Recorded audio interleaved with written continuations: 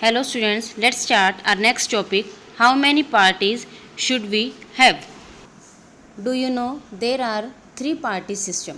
One party system, bi-party or two party system and multi-party system.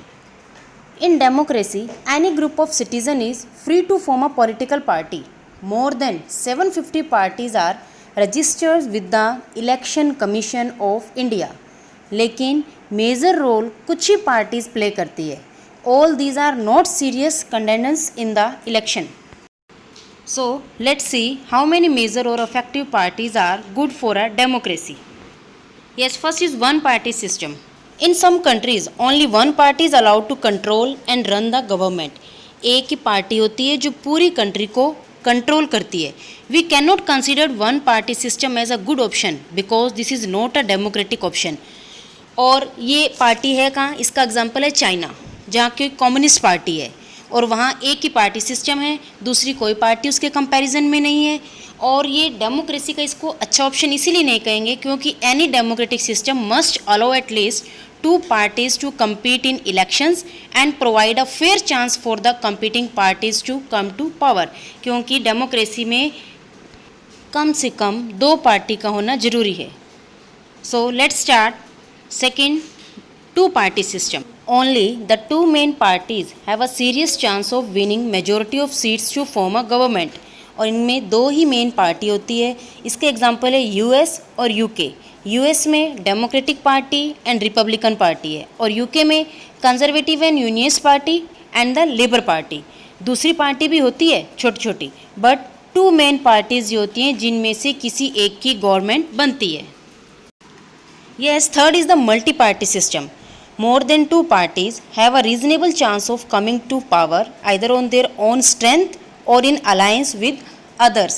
चाहे वो खुद अपनी पावर अपनी स्ट्रेंथ से और इन अलायंस विद अदर्स. इसमें दो से ज़्यादा पार्टी मिलके अलायंस बनाते हैं और फिर गवर्नमेंट बनती है जिसे मल्टी पार्टी सिस्टम कहते हैं.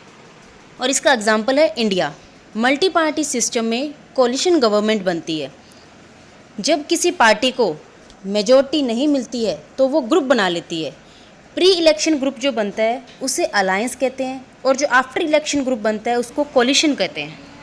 अगर सिंगल पार्टी को मेजॉरिटी नहीं मिलती तो दूसरी पार्टी को साथ लेके गवर्नमेंट बनाती है. For example, in India there were the 3 such major alliances in 2004 parliamentary election. NDA the national democratic alliance जिसमें डोमिनेंट पार्टी है BJP. UPA the united progressive alliance, Congress dominant party. Left front CPI dominant party. Left front is a political alliance in state West Bengal, Tripura. So which of this is better? It depend on factors. It depending on the nature of society, it's social and regional division, it's history of politics and it's system of elections. कहाँ किस तरह का party system होना चाहिए ये depend करता है वहाँ की सोसाइटी, वहाँ के सोशल जोग्राफिकल चेंजेस और रीजनल डिवीज़न पे. अब फॉर एग्जांपल अगर इंडिया का ही देखें, India has evolved a multi party system. It is because the social and geographical diversity in such a large country is not easily absorbed by 2 or even 3 parties. India में इतनी diversity है, हर तरह के हर religion के लोग रहते हैं. अगर उसे एक पार्टी या दो पार्टी के थ्रू एक्सप्रेस करेंगे तो पॉसिबल नहीं है. No system is ideal for all countries and all situations. तीनों में से वन पार्टी और टू पार्टी और मल्टी पार्टी सिस्टम में से कोई ऐसा सिस्टम नहीं है जो सब कंट्रीज़ पर इम्प्लीमेंट हो सके. ये डिपेंड करता है किसी कंट्री के सर्कमस्टांसिस पर कि कौन सा पार्टी सिस्टम वहाँ सूटेबल रहेगा. Thank you.